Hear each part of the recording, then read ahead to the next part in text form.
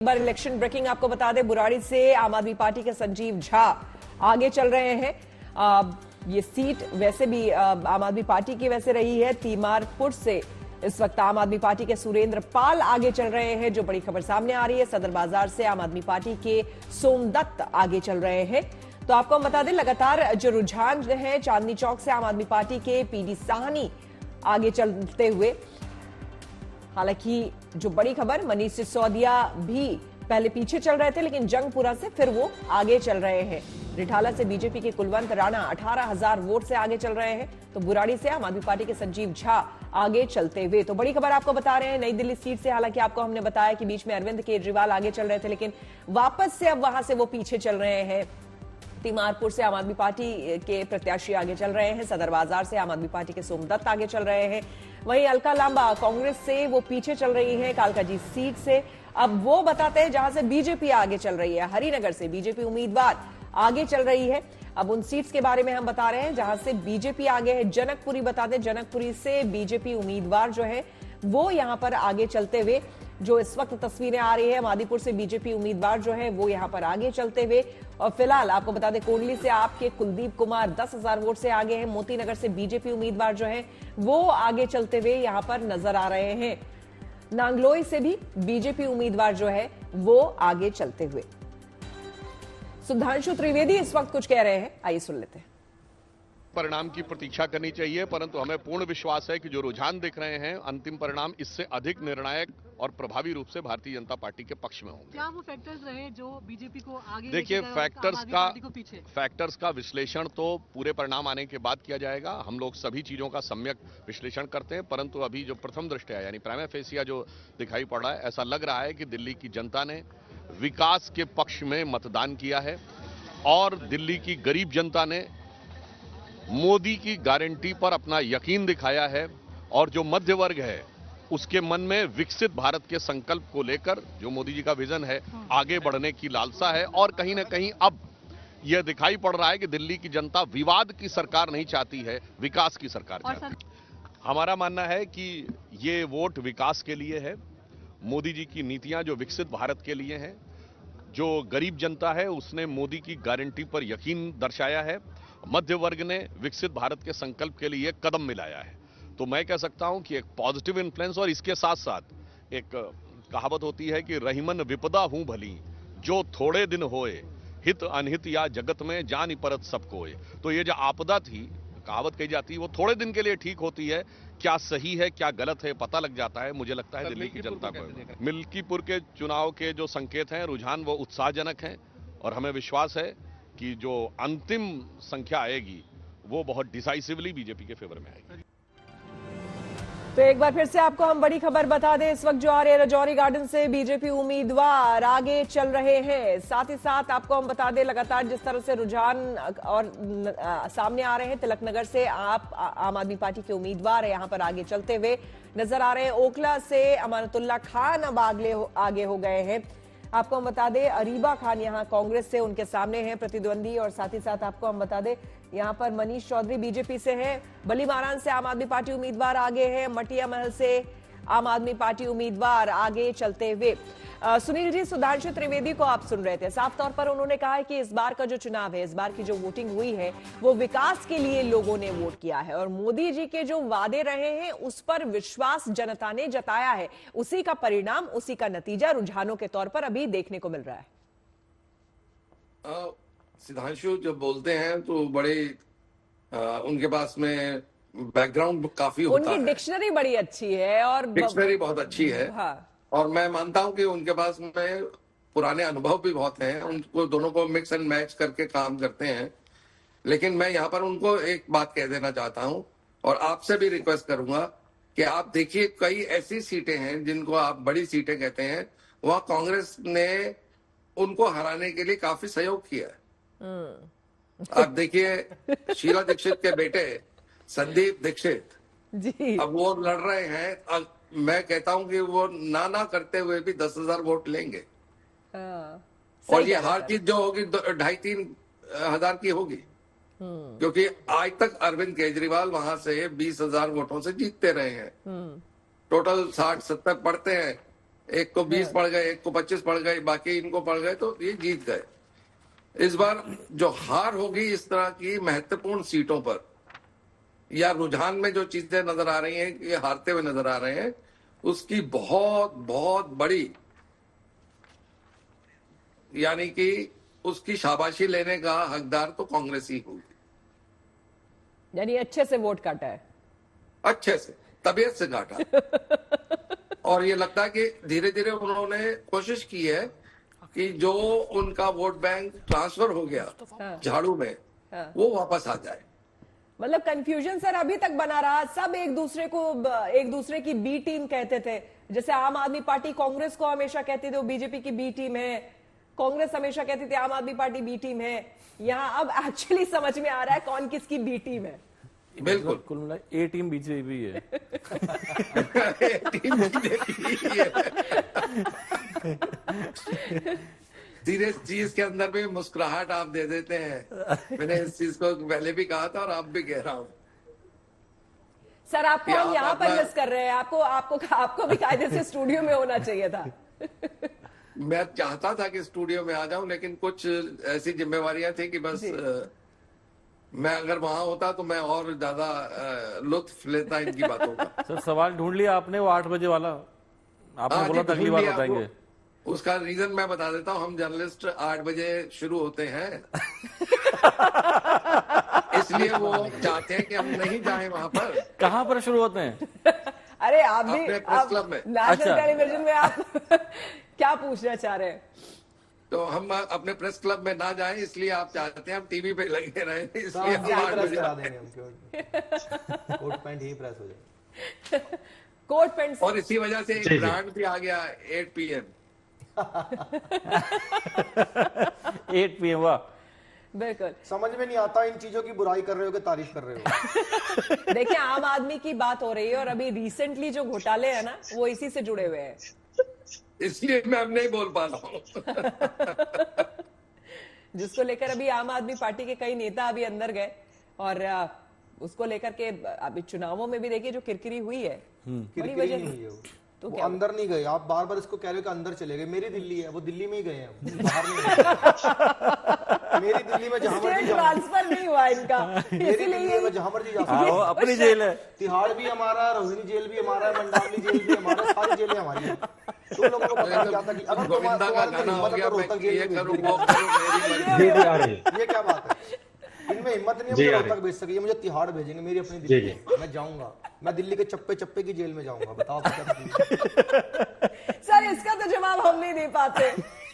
ये मुश्किल है। नहीं, इसका जवाब यही है कि गोविंदा ने गाना गाया था, मैं ये करूं वो करूं, मेरी मर्जी। हाँ, सही आप कह रहे हैं। अब मैं कुछ नहीं कर पाऊंगा, मेरी मर्जी। बिल्कुल। हमारे साथ एक और मेहमान विवेक सिंह जी जुड़ चुके हैं, राजनीतिक विश्लेषज्ञ हैं और उनसे हम जरा अब जान लेते हैं फिलहाल की स्थिति। एक बार तस्वीरें भी दिखाते हुए देखिए, एकदम चश्मा वश्मा पहन करके बैंड बाजा पूरा जो है बज रहा है और तमाम जो कार्यकर्ता है वो उत्साहित होकर बीजेपी दफ्तर में डांस कर रहे हैं। विवेक जी जुड़ चुके हैं। विवेक जी देखिए, अब जो तस्वीरें स्क्रीन पर सामने आ रही है, कम से कम जो रुझान बता रहे हैं उसमें यह है कि बीजेपी बढ़त बनाए हुए 42 सीटों पर और आम आदमी पार्टी 28 सीटों पर। और थोड़ी ही देर में देखिए अब जो है तस्वीरें और साफ हो जाएगी और नतीजों के तौर पर अगर ये कन्वर्ट हो जाता है, आपसे भी सर यहां पर पहला रिएक्शन यही लेना चाहेंगे, तो बीजेपी के लिए आप इसे कितनी बड़ी जीत के तौर पर देख रहे हैं? क्योंकि 27 साल का वनवास जो है वो उनका एक तो खत्म होगा। देखिए बिल्कुल श्वेता जी, देखिए मैं आपको थोड़ा सा डेटा बताना चाहूंगा। तो एक बहुत इंटरेस्टिंग डेटा है, अगर आप उसको देखेंगे तो आपको समझ में आएगा कि हो क्या रहा है। देखिए अगर डेटा की बात करें तो 1996 में बात करता हूँ, 61.5% था तो बीजेपी जीती थी। उसके बाद 1998, 2003 और 2008 में 49 to 58% जो है वोटर टर्नआउट था। तो जाहिर सी बात है आईएनसी जो मींस इंडियन कांग्रेस जीती थी। उसके बाद 2013, 15 और 20 में जो वोटिंग परसेंटेज था वो मींस जो वोटर टर्नआउट था वो लगभग 62.5 से 67% के बीच था, तो आम आदमी पार्टी जीती थी।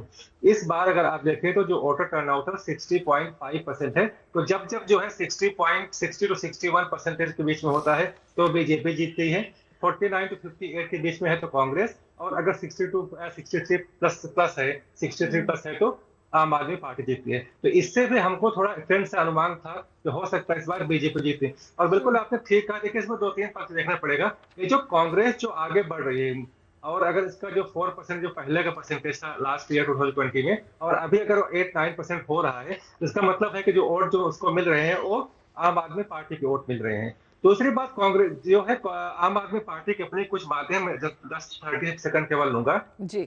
देखिए 10 साल के एंटी इनकम्बेंसी फैक्टर है, जो कि एक बहुत महत्वपूर्ण फैक्टर होता है किसी भी पार्टी के लिए, क्योंकि आप 10 साल से लगातार आप जो है शासन में है, और आपके डिलीवरी सिस्टम जो अगर आप देखिए ना, ये जो सिंपलिसिटी से जो शेष महल तक का जो रास्ता इन्होंने तय किया है, वो दिखाता है जो आपके कट्टर ईमानदार जो छवि। बिल्कुल सर, और आपने चूंकि ये सिंप्लिसिटी वाली बात कही, तो वो भी तस्वीरें मुझे लगता है कि शायद अभी नहीं होंगी प्रोवाइड कराना, तुरंत दिखाना, लेकिन हमारे जहन में है कि लंबे समय तक हमने अरविंद केजरीवाल को as a chief minister WagonR में सफर करते हुए देखा था, अगर आपको याद हो। और वो कहते थे कि ये आम आदमी, मैं आम आदमी का सीएम हूं और आम आदमी की जो गाड़ी है मैं उसी में चलूंगा, मैं सीएम की गाड़ी नहीं लूंगा। उसके बाद देखिए वीवीआईपी कल्चर किस तरह से सवार हुआ कि सीधे शीश महल तक पहुंच गए। जी बिल्कुल, वो आम आदमी पार्टी मतलब आम आदमी के लिए पार्टी थी, इसलिए उसका नाम उन्होंने आम आदमी पार्टी रखा था। लेकिन आम आदमी पार्टी कब खास आदमी होगी? मैंने कहा ना, सिंपलिसिटी से जो शेष महल का जो रास्ता है वो एक रोड़ा है। दूसरी बार अरविंद केजरीवाल ने माना भी है कि ये जो जो जेल यात्रा का योग जो शुरू हुआ वो मनीष सिसोदिया के साथ हुआ, संजय सिंह के साथ हुआ, खुद अरविंद केजरीवाल के साथ हुआ। जब ऐसा योग बनता है तो जाहिर सी बात है आपके जो ईमानदारी जो छवि थी, जो आपके बदलाव वाली छवि थी, और जब आप देख रहे करप्शन इतना ज्यादा हो रहा है तो उसका नेगेटिव इंपैक्ट तो पड़ेगा ही। तीसरी बात यह है कि जो अरविंद केजरीवाल ने माना भी है कि 2-3 उन्होंने बड़े काम किए हैं, जो कि साफ सफाई की व्यवस्था, साफ पानी की व्यवस्था दिल्ली में, पॉल्यूशन को कंट्रोल करने की, और यमुना की सफाई, इन चीजों में वो लगातार 10 साल से बोल रहे हैं कि हम इसको करके दिखाएंगे, और फिर कर रहे हैं कि हमको और फिर सर आप ही की बात पे, चूंकि हम एक एक जो बात मुद्दे उठ रहे हैं उसी पर हम आगे चर्चा को भी बढ़ा रहे हैं, तो आप ही की बात पे यमुना की साफ सफाई एक बहुत बड़ा मैटर रहा है हर चुनाव में उनके लिए भी। लेकिन उनका रिसेंटली एक शायद यूट्यूब पे या कहीं हमने सुना था, उनका एक स्टेटमेंट आया था कि भैया यमुना जो है वो हमें चुनाव नहीं जिताती है, उससे हमें वोट नहीं मिलते हैं, इसीलिए उस पर ध्यान कम है। आप बताइए एज ए चीफ मिनिस्टर, जहां पर यमुना इतना बड़ा मुद्दा है, आस्था का विषय है, छठ पर्व वहां पर होता है हर बार व्रतियों को उस काले गंदे झाग वाले पानी में जाकर के पूजा करनी होती है। आप कह रहे हैं कि चूंकि उससे हमें वोट नहीं मिलता है इसलिए हम उस पर ध्यान नहीं दे रहे। श्वेता जी, आप देखिए जो पूर्वांचल का जो डोमिनेटेड जो एरिया है, जहां सीटें हैं, वहां देखिए बीजेपी का परफॉर्मेंस क्या है। तो बिल्कुल हर मुद्दा जो सांस्कृतिक धरोहर से जुड़ा हुआ मुद्दा हुआ, जो आपके पानी से जुड़ा हुआ मुद्दा है, तो जाहिर सी बात है उसका तो असर पड़ेगा। एक बात मैं और कहना चाहूंगा श्वेता जी को, हम लोग जब फिर बात कर रहे थे, ये जो 12.75 लाख का जो इनकम टैक्स में छूट दिया गया है, इसका थोड़ा फायदा भी मिला है, क्योंकि लगभग सबसे ज्यादा अगर कोई कर्मचारी और मुझे तो लगता है विवेक जी इस मामले पर भी बीजेपी को आम आदमी पार्टी को थैंक यू बोलना चाहिए। श्वेता जी आप देखिए ना, 30 लाख लोग जो है दिल्ली में है, जो कि कर्मचारी हैं, सरकारी या गैर सरकारी, और जाहिर सी बात है उनका भी एक जो है पक्ष घूमेगा। यहाँ पे ऐसे वोटर्स हम आप जानती होंगी जो कि 27 साल से बीजेपी शासन नहीं आई, और आम आदमी पार्टी बार बार कहते हैं कि बीजेपी शासन में, इसलिए हमको काम नहीं करने देना चाहते। यूथ और सर हम इस चर्चा को आगे बढ़ाएंगे, अभी आप जुड़े हैं हमसे, अभी इस चर्चा को और आगे हम बढ़ाएंगे, लेकिन उससे पहले देखिए ये लोग खास करके चेहरों को जरा जूम और कर सकते हो तो जूम करिए। इन लोगों की बहुत इच्छा थी कि कांग्रेस की तरफ से कोई कुछ बोले, तो चलिए संदीप दीक्षित क्या कह रहे हैं जरा वो सुना देते हैं। लोगों में शायद भरोसा नहीं बना हो कि हम लोग सरकार दे पाएंगे, तो ठीक है, जो जनता का निर्णय है वो निर्णय है। हम लोग इतना कह सकते हैं कि हमने मुद्दे उठाए, और जो मुद्दे हमने उठाए उस पर काफी हद तक चुनाव बना। बाकी जो जनता कहे उसको स्वीकार है। लोगों में शायद भरोसा नहीं बना हो कि हम लोग सरकार दे पाएंगे, तो ठीक है, जो जनता का निर्णय है वो निर्णय है। हम लोग इतना कह सकते हैं कि हमने मुद्दे उठाए, और जो मुद्दे हमने उठाए उस पर काफी हद तक चुनाव बना। बाकी जो जनता कहे उसको स्वीकार है। तो अभी तक की अगर हम बात करें तो कांग्रेस को 2400 वोट मिले हैं। गोरखपुरी जी 2400 वोट, देखिए इनकी स्थिति इतनी खराब है ना श्वेता जी, मुझे जितने चुनाव मैंने देखे हैं तो मुझे लग रहा है कि भारत में एक बार को डायनासोर तो वापसी कर सकते हैं, कांग्रेस नहीं कर पाएगी। क्या बात है। तो इनकी स्थिति इतनी खराब चल रही है। मैं बताऊं इनकी स्थिति है क्यों ऐसी, इनके चुनाव लड़ने का जो तरीका है ना वो अलग ही है। क्या है तरीका, मैं उस पर एक छंद आपको पढ़ देता हूं कि हमेशा 370 का विरोध, धारा 370 का विरोध, हमेशा धारा 370 का विरोध। स्वास्थ्य शिक्षा से भी बड़ा था क्या ये सेगमेंट? हमेशा क्यों गलत लोगों का समर्थन करते हो? कैसे माने आपका है पॉजिटिव अटैचमेंट? चुनावों में क्यों रहता है आपके हमेशा ही झूठ, कॉमेडी, उल्टे बयानों का प्लेसमेंट? कांग्रेसी चुनाव भी सिर्फ 3 चीजों पर चलते हैं, इंटरटेनमेंट, इंटरटेनमेंट और एंटरटेनमेंट। क्या बात है, क्या बात है, बहुत बढ़िया। आप कुछ कहेंगे? आप भी इंतजार कर रहे थे कि भाई कोई तो कांग्रेसी बाहर आए, कोई तो कुछ बोले। मुझे लगता है कि भले ही वो हार रहे हैं, लेकिन उन्होंने हमारी छाती पे पैर रख दिया। 2400 वोट लेके आगे चल रहे हैं और मैं 250 वोटों से पीछे चल रहा हूं। अगर ये 2400 वोट नहीं लेके आते तो सारे मुझे मिलते। तो ये तो मेरी झाड़ू का मोर बना दिया इन्होंने, इन लोगों ने। और ऊपर से कह रहे हैं कि जनता ऐसा कर रही है, जनता वैसा कर रही है। मैंने कोई गलत बात नहीं बोली श्वेता जी। आप मेरे बयान को तोड़ मोड़ के पेश करते हो हमेशा मीडिया वाले। आप कहते हो कि मैंने कह दिया कि यमुना पे वोट नहीं मिलता। मैंने कोई गलत बोला? नहीं मिल रहा, देख लो सामने। नहीं मिल रहा मुझे। नहीं, अगर आपने काम किया होता तो मिलता ना। और देखिए, ये बीजेपी दफ्तर से, दिल्ली प्रदेश बीजेपी दफ्तर से तस्वीरें आपको हम दिखा रहे हैं। देखिए यहाँ पर किस तरह से वीरेंद्र सचदेवा जो है वो बैठे हुए हैं यहाँ पर, और तमाम और भी नेता यहाँ पर बैठे हुए हैं। विचार विमर्श अब चल रहा है और इंतजार, जाहिर सी बात है, खुशी की लहर बाहर देखने को मिल रही है। दफ्तर के बाहर देखिए किस तरह से लोग, जो कार्यकर्ता है बीजेपी के, वो यहाँ पर थिरक रहे हैं, नाच रहे हैं, गा रहे हैं, ढोल नगाड़े यहाँ पर बज रहे हैं। और साथ ही साथ हमने देखे कई डब्बे भी आ चुके हैं लड्डू के यहाँ पर। ये बताइए, आप लोग जलेबी खाना चाहेंगे, लड्डू खाना चाहेंगे? जलेबी तो हरियाणा वालों ने खिलाई थी। सही याद दिलाया। नायब जी को बुलाए क्या? बुलाइए हरियाणा के सीएम को। हमारे हरियाणा में मैं आपको बता रहा हूँ श्वेता जी, ये झूठ बोल रहा था केजरीवाल। इसने कह दी कि मन्ना जहर मिला दिया उसमें, और मन्ना जहर यमुना में नहीं मिलाया, मन्ना जहर तेरी ईवीएम में मिला दिया। पूरे दिल्ली ने सुपड़ा साफ करके घेर दिया इसका। जो कह रहा था, फैल रहा था, क्या था, हम तो दिल्ली में आ रहे हैं। और भाइयों, दिल्ली की जनता ने अब किसके झाड़ू का मोर बना दिया श्वेता जी। इब नहीं आता हो, इब गया हो, यमुना में डुबो दिया हमने। हो जलेबी तैयार रखना, जलेबी का भंडारा करेंगे आपके चैनल पर बैठ के। अब ये बढ़िया इनका झाड़ू है। तस्वीरें जरा देख लेते हैं, ये देखिए।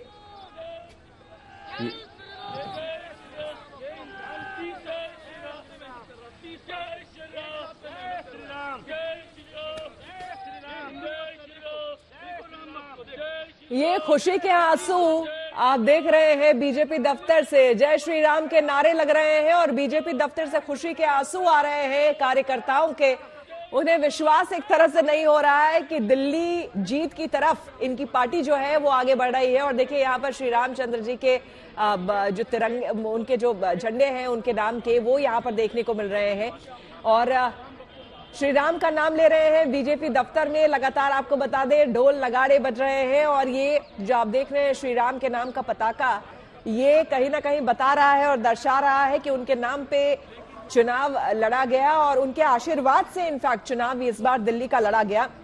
और जिस तरह से तमाम उनके शीर्ष नेतृत्व से लेकर तमाम नेता जिस तरह से हमें यहाँ पर रैली करते हुए नजर आए, और उसी का ये नतीजा है कहीं ना कहीं कि आपको हम बता दें, उसी का कहीं ना कहीं ये नतीजा है कि ये जो आप तस्वीरें देख रहे हैं, बीजेपी 43 और आम आदमी पार्टी 27 सीटों पर यहां आगे नजर बढ़त बनाते हुए जो नजर आ रही है, उसका ही ये नतीजा है। तो बीजेपी 43 सीटों पर इस वक्त आ गई है और जाहिर सी बात है इसलिए खुशी की लहर जो है आपको देखने को मिल रही है। और अपने आप में ये तस्वीरें काफी कुछ बयां कर रही है, एक मैसेज देते हुए यहाँ की जनता को, जनता की तरफ से भी, कि दिल्ली की जनता दरअसल क्या सोचती है, दिल्ली की जनता दरअसल क्या चाहती है, और नतीजों में परिवर्तित होता हुआ ये आपको हम बता दें कि जो रुझान है वो होता हुआ नजर आ रहा है। बीजेपी के कुलवंत जो है वो रिठाला से आगे चल रहे हैं, बवाना से बीजेपी के रविंद्र इंद्राज लोगों का विश्वास राजनीतिक लोगों पर न रवि किशन कुछ तो शायद कह रहे हैं, महादेव की कृपा रही, दिल से धन्यवाद कि आप लोगों को आजादी मिली। रवि किशन कुछ बोल रहे हैं, जरा हम सुन लेते हैं।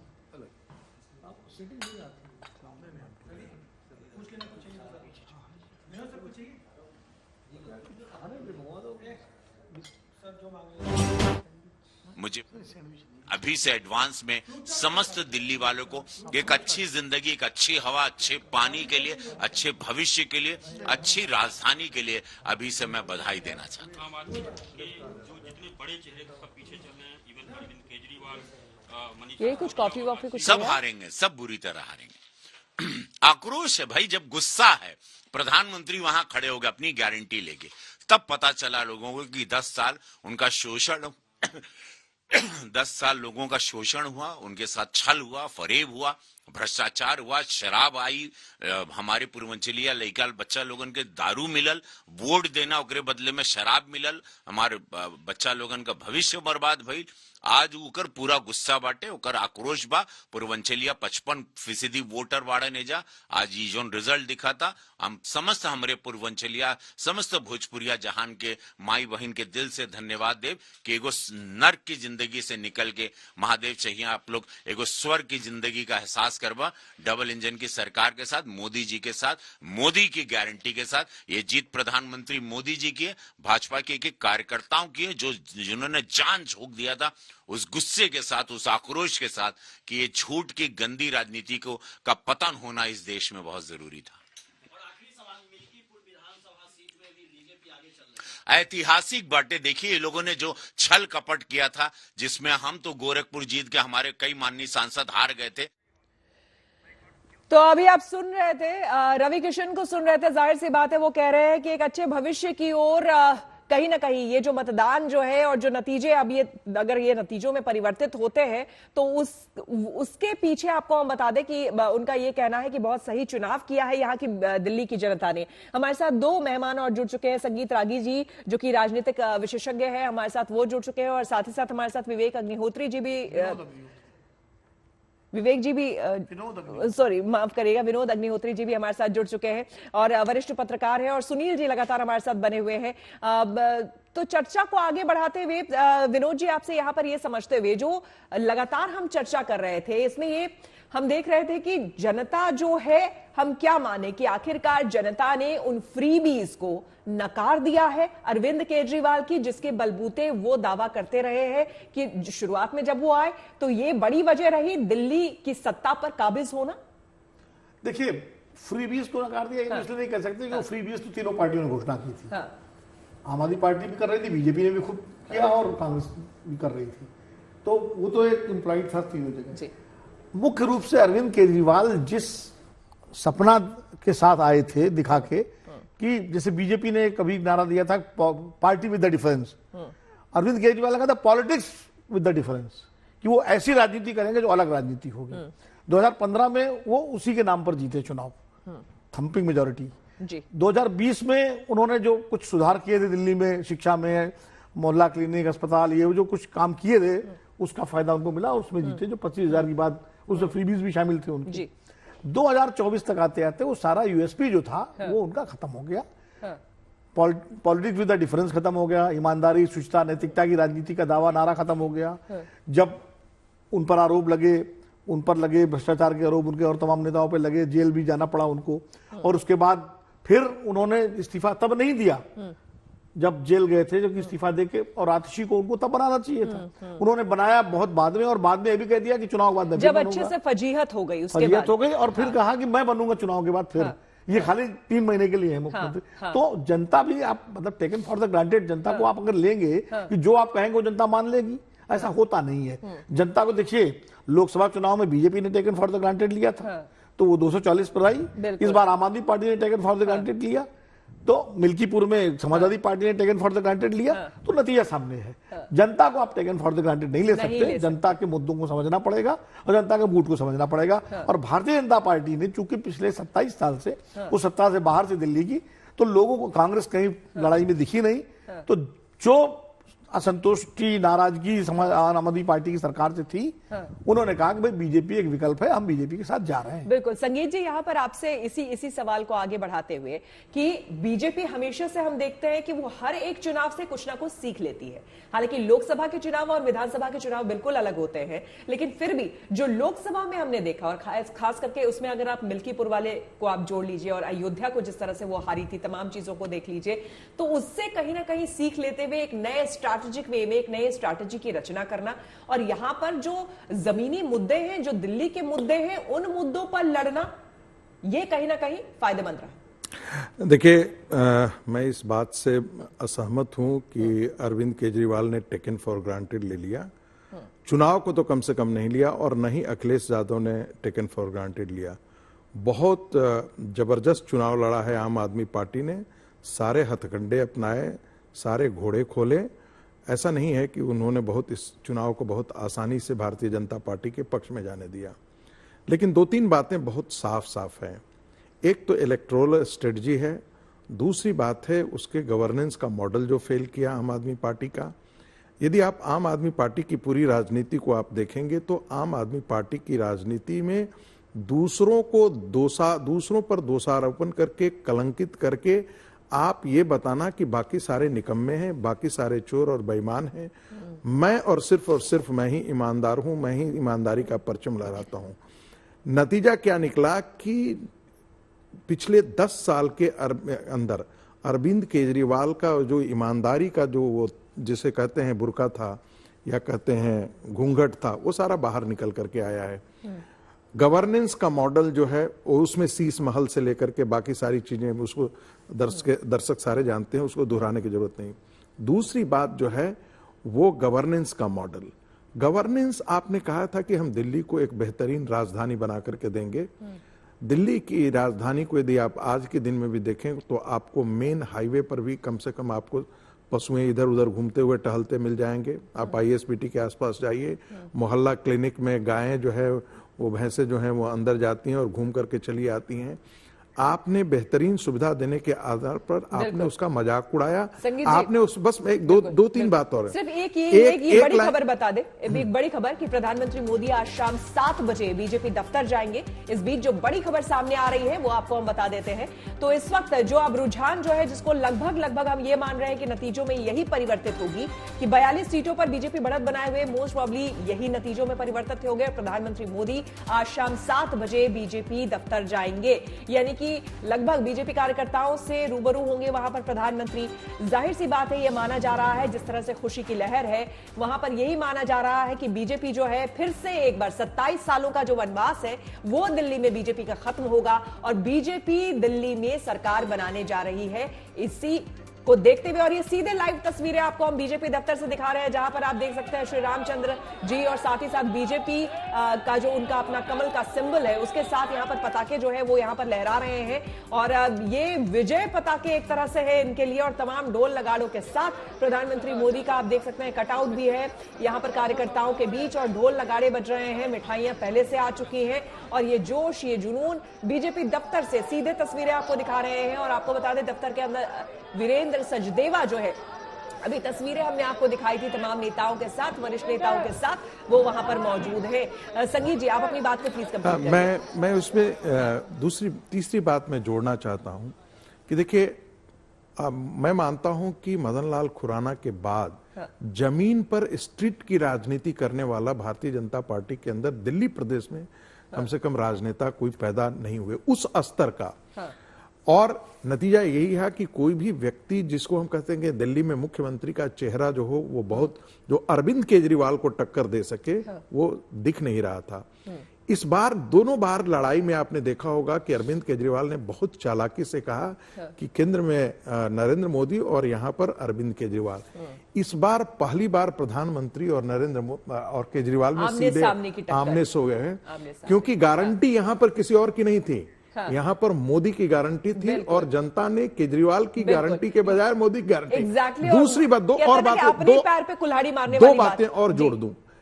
राष्ट्रीय स्वयंसेवक संघ के कार्यकर्ताओं ने वो भी जमीन पे उतरे, कम से कम 55,000 से ज्यादा यहाँ पर छोटी मोटी बैठकें करके मतदाता जागरण करना। तीसरी बात, अमित शाह का ड्राइंग बोर्ड पर काम करना और पूरी लड़ाई को पूरी जमीन तक ले जाना, वही रहे।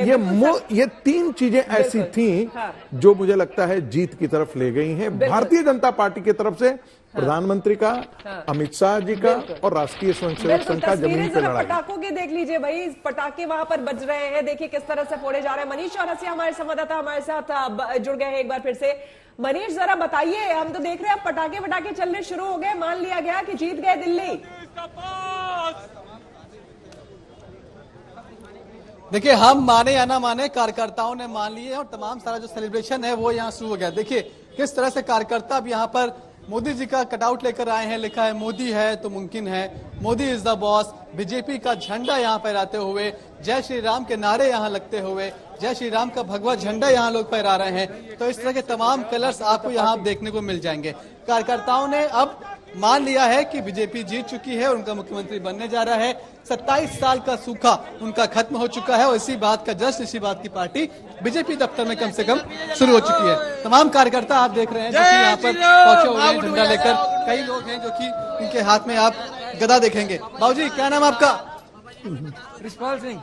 देखिए ये भी हमारे साथ में है जी। एक पार्टी ने जो मुद्दा बनाया था, गुंडागर्दी पार्टी, जो तमाम, आपको लगता है कि फेल हुए हैं ये सब चीजें? नहीं, देखो इनका मुद्दा बिल्कुल अपने पे गिरबान में झांक के देखा नहीं। केजरीवाल से बड़ी गुंडागर्दी किसने की है? प्रशांत भूषण, कुमार विश्वास, योगेंद्र यादव, इनको जब पार्टी से निकाला गया तो कहा इनको तो लात मार के भगाना चाहिए। तो कहाँ पे लात मार के? वो स्टेटमेंट देखो केजरीवाल कौन सी भाषा का उपयोग किया है, पुलिस के जवानों के लिए कैसी भाषा का उपयोग केजरीवाल ने किया है। एक मवाली भी नहीं करता है, मैंने कभी ऐसे भाषा का उपयोग नहीं किया होगा। और देश के प्रधानमंत्री के बारे में कैसी भाषा का उपयोग केजरीवाल जी ने किया है। भारत की सीमा पर प्रहरी हमारे सैनिक पुलवामा में अंदर पाकिस्तान को जाके सैनिकों को ठोका है उन्होंने, उनके लिए सबूत मांगने का काम केजरीवाल ने किया है। ये देशद्रोही वाली मानसिकता है। तो भारत विरोधी इनकी सोच है। ये अर्बन लेक्सलाइट टाइप के लोग हैं। मुख्यमंत्री की चूज कौन रही है? मुख्यमंत्री की चूज वो रही है जिनके परिवार ने अफजल गुरु की माफी, जो संसद पार्लियामेंट के अंदर अटैक टेररिस्ट था, उसको माफ किया जाना चाहिए। उसकी कोई अगर मर्सी पिटीशन डाली तो आतिशी जी के मदर फादर ने डाली थी। पार्टी कोई बड़ी जिम्मेदारी देती है तो क्या कहेंगे सर? मेरे लिए बहुत बड़ी जिम्मेदारी है। 3 बार विधायक मुझे बनाया, 2 बार सांसद बनाया, इससे बड़ी जिम्मेदारी पार्टी को क्या देगी? देश के अंदर 145 करोड़ लोग हैं, राजनीति में 10,000 लोग हैं और मैं उन 10,000 लोगों में से पार्टी ने मुझे बना रखा है। तो इससे बड़ी मेरी क्या पार्टी जिम्मेदारी देगी? वीडियो को सुन रहे थे और जिस तरह से उन्होंने कहा, विनोद जी यहाँ पर वाकई अगर हम देखें तो अरविंद केजरीवाल ने जब शुरुआती ये पार्टी थी, हम तो आंदोलन वाली पार्टी इसको कहते थे, आंदोलन से ही खड़ी हुई ये पार्टी, लेकिन जो अपने ही इनके लोग थे, जो शुरुआती दौर में प्रशांत भूषण का उन्होंने नाम लिया, जो लोग साथ में थे, देखिए धीरे धीरे करके वो किस तरह से बाहर जाते गए और उनके लिए फिर किस तरह के शब्दों का प्रयोग उन्होंने किया। देखिए पहले तो एक बात मैं कह दूं, जो मैंने जब कहा था ना कि जनता को टेकन फॉर द ग्रांटेड लिया, तो मेरा चुनाव को टेकन फॉर द ग्रांटेड नहीं लिया, जनता को लिया, अपने मनमाने तरीके से अपने फैसले जनता पर थोपते रहे। कि जो काम आपको आतिशी को, मतलब आपको लगा कि जो आप अरविंद जी को लगा कि जो कर देंगे जनता उसको मान लेगी और जनता वैसे ही पीछे चलेगी जैसे 2015 और 20 में चली। इसलिए इस संदर्भ मैंने कहा था टेकन फॉर द ग्रांटेड लेना। चुनाव तो उन्होंने पूरे तरीके से लड़ा, जितने हथकंडे वो अपना सकते थे, जितने बीजेपी अपना सकती थी, हथकंडों से मेरा मतलब रणनीति, जो मैं उसको नेगेटिव सेंस में नहीं कह रहा हूँ, जो भी मतलब तरीके से उन्होंने दोनों पार्टियों ने चुनाव लड़ा है। हालांकि राजी जी इससे इत्तेफाक नहीं रखते हैं, आप नहीं रखते हैं। जनता को टेकन फॉर द ग्रांटेड लेने की बात की, मनमाने तरीके से आपने कहा कि जनता नहीं। राजी जी आपको इसलिए इत्तेफाक रखना होगा क्योंकि सर आप ये भी देखिए ना स्वीकार कर लेंगे जनता, ऐसा थोड़ी है आप जेल में रहेंगे, आप मुख्यमंत्री बने रहेंगे, जनता कैसे स्वीकार कर लेगी, ये मैं कह रहा हूँ। और तमाम हमारे पास है ना, लालू यादव भी जब जेल में थे तब भी उन्होंने इस्तीफा दिया था। लालू यादव ने दिया, ललिता ने दिया, हेमंत सोरेन ने दिया, झारखंड में, बिल्कुल। शास्त्री जी ने जब इस्तीफा दिया था रेलवे की दुर्घटना होने पे, तो कुछ संविधान में लिखा था क्या? बिल्कुल। तो ये मेरा कहने का मतलब है कि जो मानदंड आपने बनाए खुद ही, कि आपका नाम भी अगर आ जाए आरोप में तो आप, तो बिल्कुल आप इतने पाक साफ, आप राजा हरिश्चंद्र की टेकन फॉर द ग्रांटेड मत लीजिए। कायदे से अरविंद केजरीवाल ने, वही कारण है, वो भी एक कारण है, USP one of the reason कह सकते हैं। दूसरी बात जो आपने, बिल्कुल, इस बीच अन्ना हजारे की प्रतिक्रिया आई है सामने, जरा सुन लेते हैं। मैं पहले से बताता हूं कि चुनाव लड़ते समय उम्मीदवार का आचार शुद्ध होना, विचार शुद्ध होना, जीवन निष्कलंक होना, जीवन में त्याग होना और अपमान पीने की शक्ति होना, ये गुण अगर उम्मीदवार में है तो मतदारों को विश्वास आता है कि हमारे लिए कुछ करने वाला है। मैं बार बार बताते गया, लेकिन उनके दिमाग में नहीं आया और आखिर शराब के बारे में उन्होंने एक मुद्दा उठाया। राजनीति में आरोप प्रत्यारोप होते रहते हैं, लेकिन जब आरोप होते हैं तो ये आरोप कैसे गलत है वो जनता को दिखाना जरूरी है। बिल्कुल रागी जी, इन्हीं के बात पर बिल्कुल जी जी मेरी बात तो पूरी हो जाए। अच्छा चलिए जी जी आपने सवाल पूछा आंदोलन के साथियों को। देखिए, किसी भी नेता को जब गलतफहमी हो जाती है कि सब कुछ उसके इर्द गिर्द है, निश्चित रूप से अरविंद केजरीवाल ने अपने आंदोलन के सारे साथियों को एक एक करके किनारे किया। बिल्कुल। उसमें योगेंद्र यादव, प्रशांत भूषण, जस्टिस संतोष हेगड़े, जितने भी थे, आप देखिए कुमार विश्वास, आशुतोष, ये सारे लोग जो है एक एक करके किसी न किसी तरीके से दूर होते चले गए। तो जो आपकी ताकत थी ना, वो ताकत भी कमजोर होती गई। आप उन दूसरे लोगों पर भरोसा करते हुए किस पर भरोसा किया? कैलाश गहलोत पे, जो आज बीजेपी के साथ है। किस पे भरोसा किया? जो आधे से ज्यादा लोग उनके बीजेपी के साथ, उनके कितने विधायक चले गए, 8 विधायक चले गए। तो जो वैचारिक साथी आपके साथ संघर्ष के थे, आनंद कुमार साहब, ऐसे लोग जो है जो वाकई विचार के साथ आपके साथ जुड़े थे, उनको आपने किनारे कर दिया, क्योंकि आपको पार्टी के भीतर लोकतंत्र पसंद नहीं था। तो ये जब होता है तो इस तरह की स्थितियां एक समय बाद आती ही हैं। बड़े बड़े नेताओं से ऐसा हुआ है कि जब वो अपने ट्रस्टेड लोगों को, जो संघर्ष के साथी थे, उनको किनारे कर देते हैं, तो और बाद में संघर्ष के समय जब वो अकेले पड़ जाते हैं और उनके साथ जो बौने कद के लोग होते हैं वो साथ छोड़ के चले जाते हैं। तो अरविंद केजरीवाल भी उसका शिकार हुए हैं। तो इसलिए मैं कह रहा हूं कि वो तो कारण है ही, लेकिन इसके साथ साथ सबसे बड़ी दिक्कत ये है कि ये भी सही है, मैं रागी जी इस बात से सहमत हूं कि जो गवर्नेंस का मॉडल दिल्ली में था, जो शीला दीक्षित ने दिया था, वो पूरी तरह से फेल हुआ।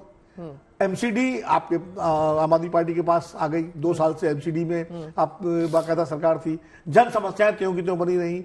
हर चीज के लिए आप केंद्र सरकार से टकराव लेते रहे या दोष देते रहे। तो जब केंद्र सरकार को बार बार आप दोष देते रहे 10 साल तक, तो लोगों ने सोचा कि भाई केंद्र सरकार आपको काम नहीं करने दे रही, जैसा कि आम आदमी पार्टी कहती है। तो जिस पार्टी की सरकार केंद्र में, उसी को बना दिया जाए। तो रागी जी, इसी बात को आगे करते हुए कि क्या यही एक बहुत बड़ी वजह रही कि भाई जब आप पूरे टाइम रोना रोते रहे, आप रह करके आंदोलन, आप सड़क पे उतर जाते थे, भाई केंद्र हमें काम नहीं करने देती, काम नहीं करने देती, तो आखिर क्या ये एक बहुत बड़ी वजह रही कि जनता ने भी सोचा कि चलिए ठीक है भैया, तुम्हें काम नहीं करने दे रही, हम उन्हें ही मौका देते हैं जो डबल इंजन की सरकार चलाए और हमारी जो परेशानियां उसे दूर करें? देखिए, एक अंग्रेजी की कहावत है, success has many father, failures have none. कल तक अरविंद केजरीवाल के इसी तेवर को लोग बैठ करके स्टूडियो में उनकी प्रशंसा भी करते थे।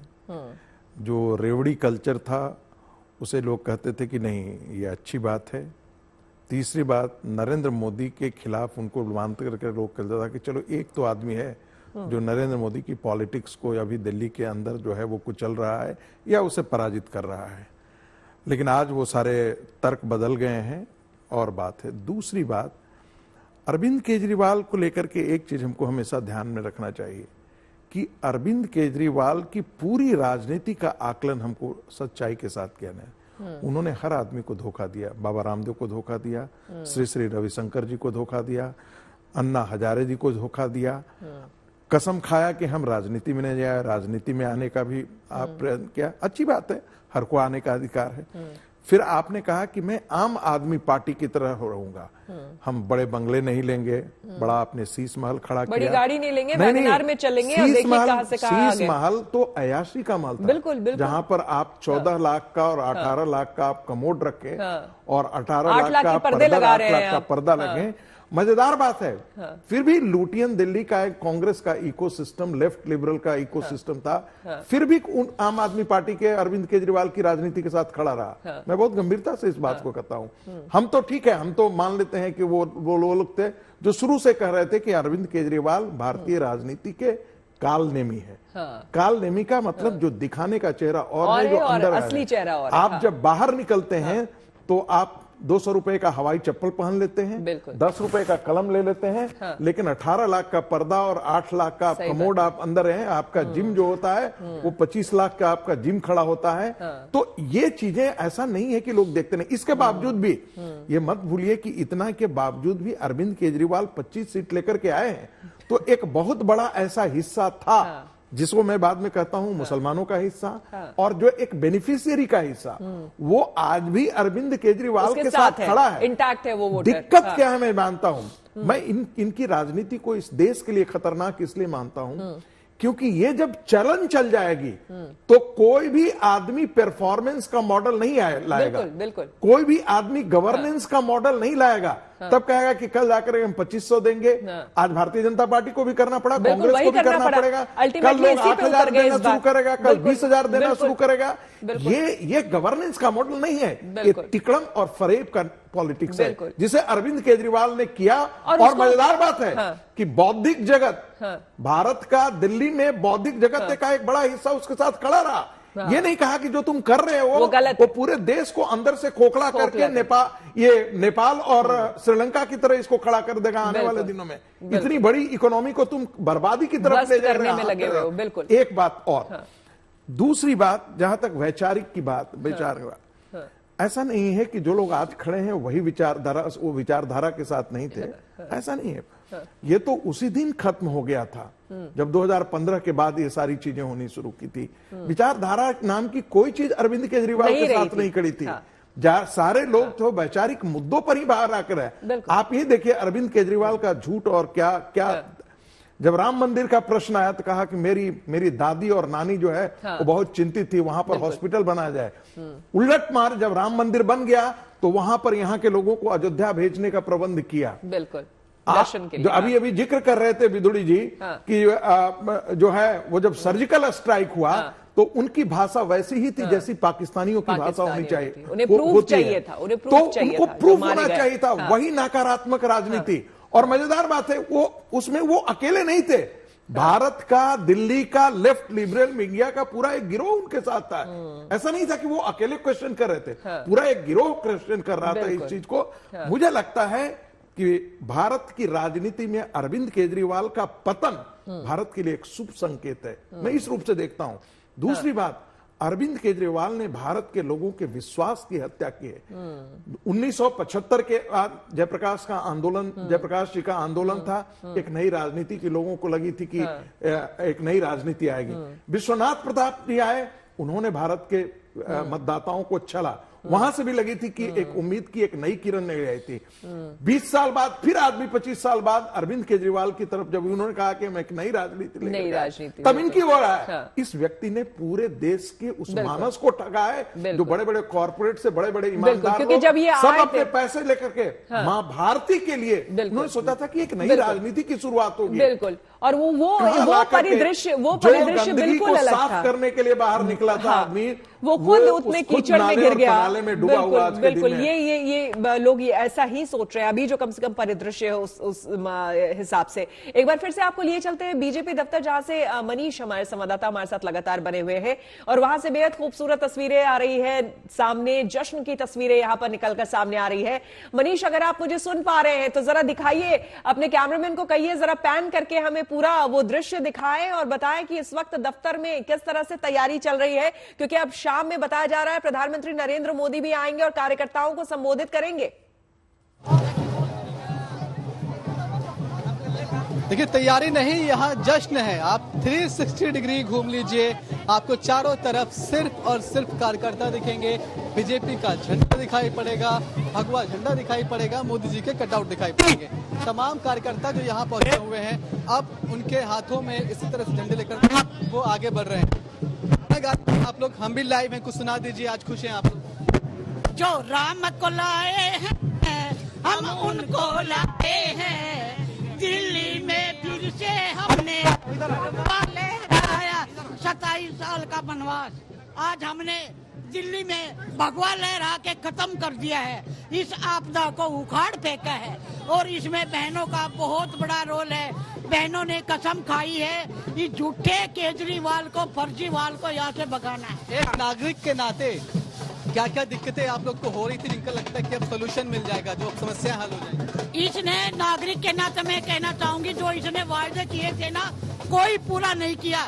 गैस टीचरों को 40,000 गैस टीचरों से वायदा किया था, कुछ नहीं किया। बहनों के लिए कुछ नहीं किया। हाँ, बहनों के एक इसने दर्द दे दिया, एक बोतल के साथ एक बीड़ी लेकर उनके बच्चों को नशे में डाल दिया। देखिए, हम मेन रोड पर हैं, बीजेपी दफ्तर के ठीक सामने, और इस पूरी रोड पर आपको बस जश्न ही जश्न दिखाई पड़ेगा। बैंड वाले हैं, बाजा है, कलर्स हैं, रंग है, गुलाल है, ये सब तस्वीरें अब यहाँ पर दिखाई पड़ रही हैं। और अब कार्यकर्ताओं ने ये मान लिया है कि वो जीत चुके हैं। अब यहाँ से सेलिब्रेशन शुरू होगा, शाम को प्रधानमंत्री को यहाँ पहुँचना है, उनका अपना भाषण होगा, क्योंकि 27 साल बाद ये सूखा खत्म हुआ है। तो लंबे समय से इसका इंतजार किया। तो देखिए कि वैसे तो दिल्ली में पटाखे बैन है, सुप्रीम कोर्ट का आदेश है, लेकिन आप देखिए कि बीजेपी कार्यकर्ताओं ने यहाँ पर उसका इंतजाम भी कर लिया है। लड़ी पूरी बिछा दी गई है और ये कार्यकर्ता इसमें कुछ ही देर में आग लगाएंगे। तो जश्न बिना पटाखों के पूरा नहीं होता। एक बात ये भी यहाँ से कहने की कोशिश कर रहे हैं बीजेपी कार्यकर्ता, और इतने लंबे अरसे बाद सत्ता में वापसी हुई है, तो आज शायद जश्न की कोई सीमा नहीं होगी।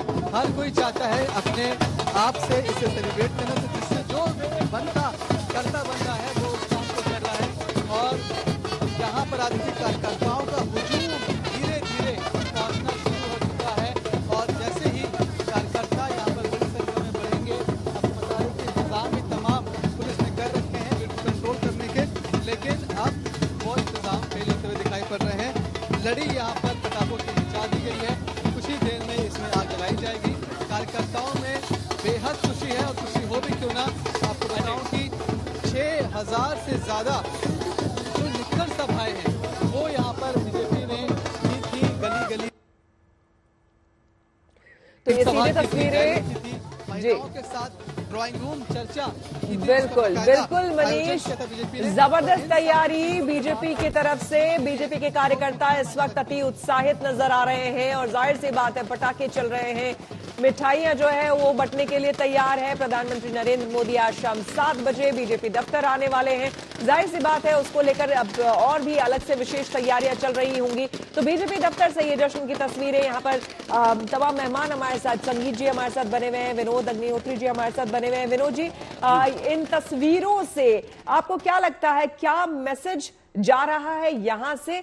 खास करके आम आदमी पार्टी भी, मुझे लगता है इस चुनाव के बाद उसे एक बहुत कड़ा और बड़ा सबक इससे मिलने वाला है।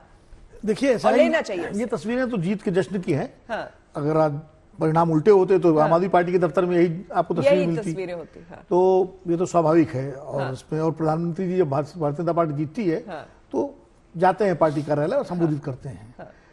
देखिए, ऐसा होता है कि सफलता जो है वो तय करती है कि धर्म क्या है, अधर्म क्या है ना। तो आज भारतीय जनता पार्टी जीती है दिल्ली में, तो निश्चित रूप से उसके जो समर्थक हैं उनके लिए खुशी का दिन है, और उनके अपने तर्क आज सही प्रमाणित हो रहे हैं। जो आम आदमी पार्टी हारी है उनके समर्थक या उनके जो वैचारिक हैं उनके तर्क आज गलत साबित हो रहे हैं, तो स्वाभाविक है। लेकिन इसके बावजूद ये मानना पड़ेगा कि कोई भी पार्टी अब हारती है तो उसकी अपनी कमियां होती हैं, और जो जीतती है उसके अपने प्रयास होते हैं, दोनों होते हैं। ऐसा नहीं होता कि सिर्फ किसी की कमी से ही कोई दूसरा जीत जाए, या सिर्फ सामने वाला बिल्कुल परफेक्ट हो उसके बावजूद जो है दूसरा इतना प्रयास कर ले कि तो दोनों का मिला जुला, जो एक जीतता है एक हारता है। तो अरविंद केजरीवाल अगर आज हारे हैं, आज आम आदमी पार्टी अगर हारी है, तो उनकी जो कमियां हैं, जिन कमियों को कल तक भी गिनाया जाता रहा, ऐसा नहीं कि नहीं गिनाया जाता रहा, और वही लोग गिनाते रहे जो अरविंद केजरीवाल के साथ कभी जुड़े भी रहे या उनके समर्थक रहे, और आज उनसे निराश थे।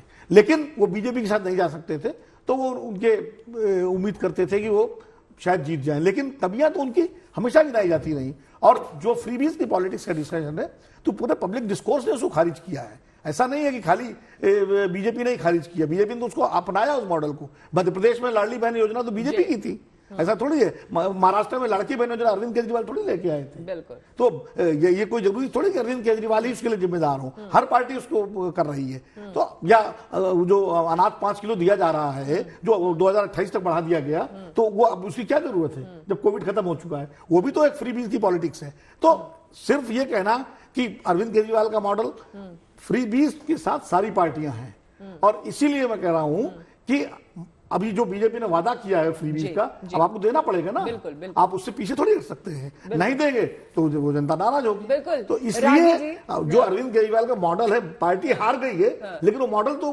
लागू हो रहा है, हर जगह लागू हो रहा है। बिल्कुल। फ्रीबीज की बात हुई, रागी जी ये बताइए 2100 रुपए पर मंथ महिलाओं को कैश देने की बात की है आम आदमी पार्टी ने, तो वही बीजेपी 2500 पहुंच गई, कांग्रेस भी 2500 पहुंच गई। वैसे ही फ्रीबीज की बात करें इलेक्ट्रिसिटी में भी तो 200 यूनिट तक जो रखा था पहले ही आम आदमी पार्टी ने उसको कंटिन्यू किया है, और बीजेपी वही कर रही है। 300 यूनिट कांग्रेस ने वादा कर दिया, तो हाँ कंटिन्यू किया, वादा किया। तो ऐसे ही आपको बता दें, मतलब जितना आम आदमी पार्टी ने, चाहे वो हेल्थ सेक्टर हो चाहे वो ट्रांसपोर्ट हो, उसमें जो कुछ भी आम आदमी पार्टी ने वादे किए हैं उसको कंटिन्यू करते हुए, इनफैक्ट उससे ज्यादा देने या करने की बात बीजेपी इस बार चुनावी वादे करके आई है। लेकिन आपको क्या लगता है, अगर इस मॉडल की हम बात करें, खास करके फ्रीबीज, ये वर्ड आया ही केजरीवाल की राजनीति से आया, हमने ये देखा। और इस बार जब वो चुनावी मैदान में उतरी तो यहीं से उतरी पूरे दमखम के साथ, और साथ ही साथ ये बोलते हुए कि भैया केजरीवाल की 6 रेवड़ियां, यहां से शुरुआत हुई थी चुनाव प्रचार की।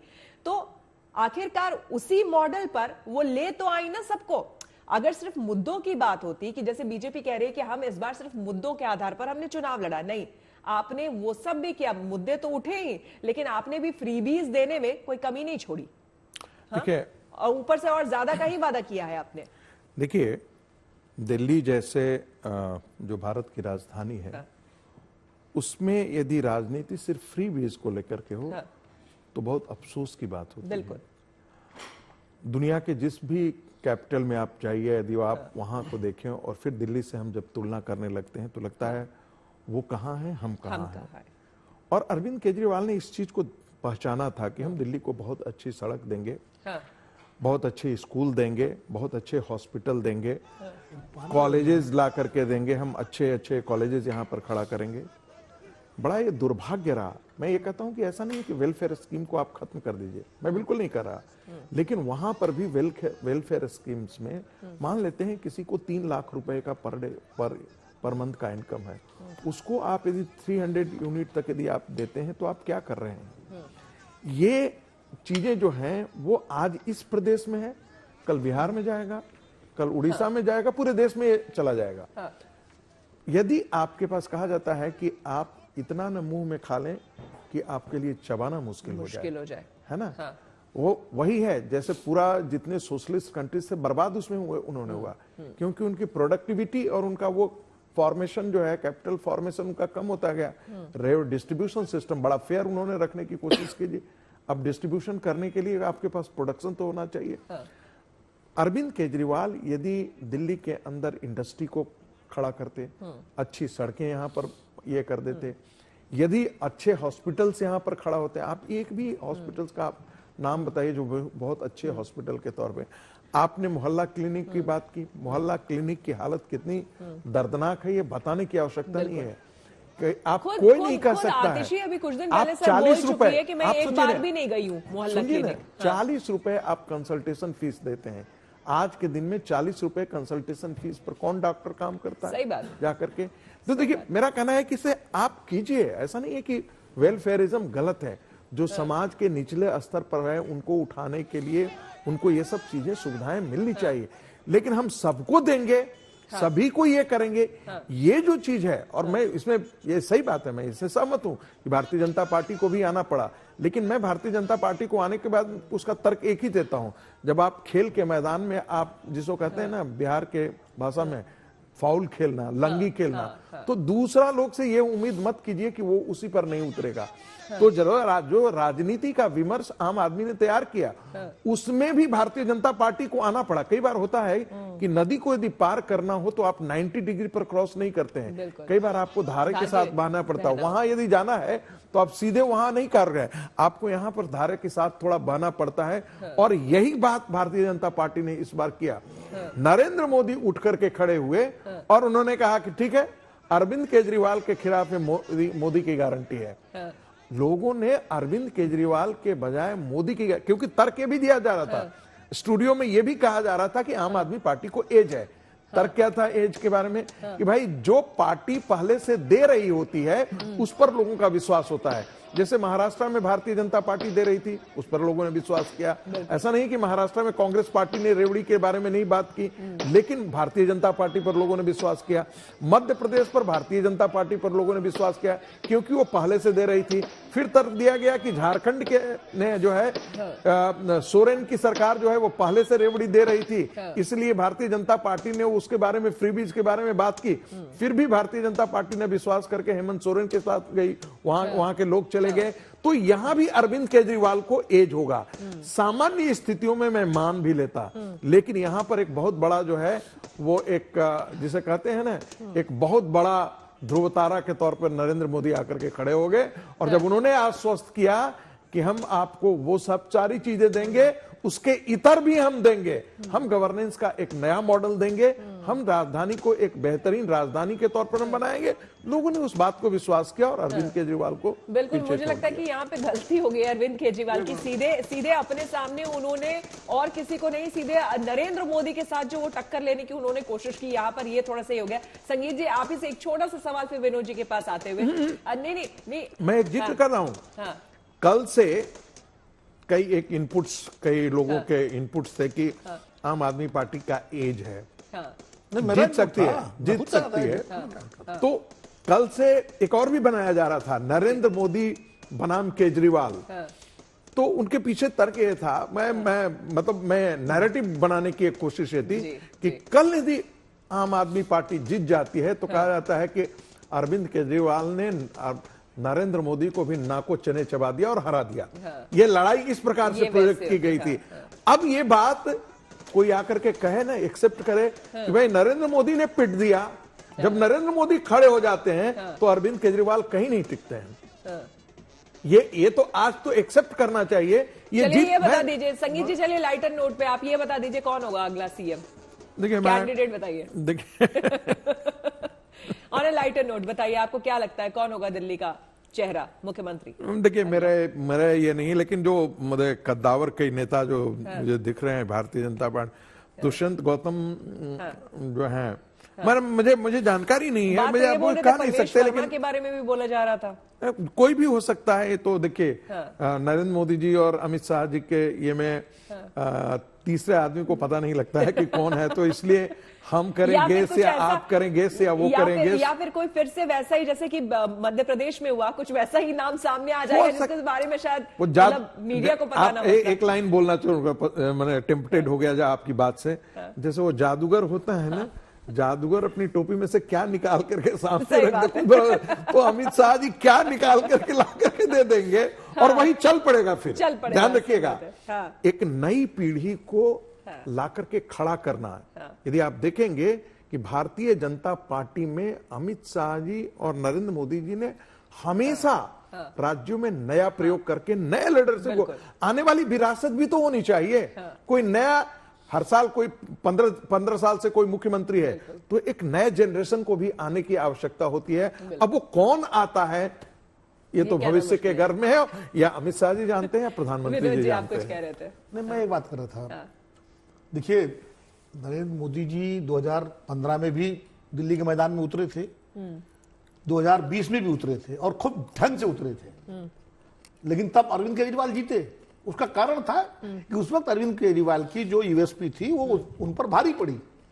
इस बार उनकी यूएसपी कमजोर हो गई और मोदी जी की यूएसपी भारी पड़ी। इसमें कहने में क्या दिक्कत है?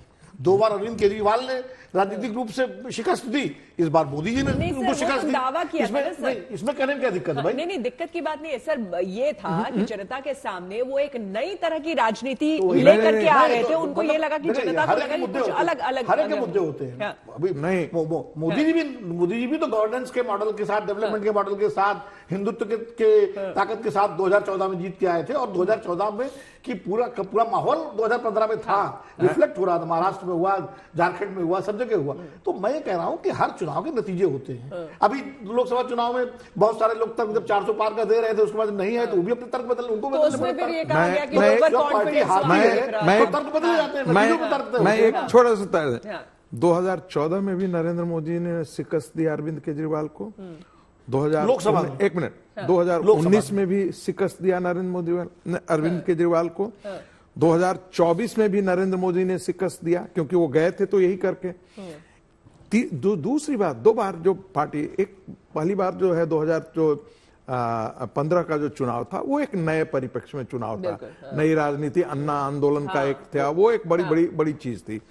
2019 में मुझे ऐसा लगता था कि भारतीय जनता पार्टी का जो लीडरशिप है, प्रादेशिक लीडरशिप, वो ठीक से काम नहीं करी। और इस बार भी मैं कह रहा हूं, पूरा का पूरा जो स्ट्रेटजी से लेकर के कारपेट बॉम्बिंग पूरे केंद्रीय नेतृत्व ने लिया अपने हाथ में।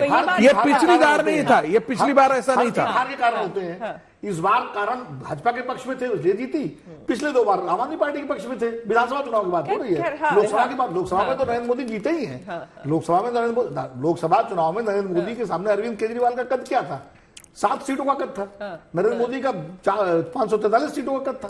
543 सीटों पर भारतीय जनता पार्टी एनडीए चुनाव लड़ रहा था, तो वो तो फर्क है ही। लेकिन विधानसभा चुनाव में 70 सीटों की जब लड़ाई हो रही थी, उसमें 2 बार जो नैरेटिव था अरविंद केजरीवाल का नैरेटिव भारी पड़ा, इस बार मोदी जी का नैरेटिव भारी पड़ा। और निश्चित रूप से जहां तक लोकप्रियता और कद की बात है, नरेंद्र मोदी के सामने अरविंद केजरीवाल कहीं नहीं टिकते। बिल्कुल। जो लोग नरेंद्र मोदी के बरक्स अरविंद केजरीवाल को खड़ा करते थे राष्ट्रीय राजनीति में, कम से कम मैं तो उनमें नहीं था, लेकिन लोग खड़ा करते थे, उसमें बहुत फर्क है। अरविंद केजरीवाल की सीमाएं रही, दिल्ली के बाद पंजाब। सर हमारे पास 30 सेकंड का वक्त है। बस मैं इसमें इतना ही जोड़ दूं कि देखिए 2020 का चुनाव, विधानसभा का चुनाव था, तो भारतीय जनता पार्टी फ्रीबीज की पॉलिटिक्स में उतना खुल करके नहीं आई थी जो और यही कारण था। वो अरविंद केजरीवाल और नरेंद्र मोदी का फैक्टर नहीं था, वो फ्रीबीज का पॉलिटिक्स था जो सुपर गया। इस बार जो है, इस बार भारतीय जनता पार्टी नहीं, उस समय बार बार प्रधानमंत्री जी कहते थे फिजिकल प्रूडेंस। और आपको याद होगा कि 2024 के चुनाव में भी जब भारतीय जनता पार्टी अपना मैनिफेस्टो लाया, बजट उससे पहले लाया, तो कहीं भी पॉपुलिज्म का चीजों को लेकर तो अरविंद केजरीवाल का ही चला ना, वो बीजेपी ने उसको अपना लिया फ्रीबीज का। चला तो फ्रीबीज ही। सर देखिए अब समय की कमी है, लेकिन आप दोनों का बहुत बहुत शुक्रिया इस चर्चा में शामिल होने के लिए। ये प्लेट तो लेते जा सकते हैं। अरे सर बिल्कुल, आप आराम से फल खा सकते हैं, लेकिन यहाँ पर जो फल है बीजेपी हमें मुख्य तौर पर यहाँ खाते हुए दिख रही है। अभी तो वहां मिठाइयां भी बंटनी शुरू होने वाली है थोड़ी देर में।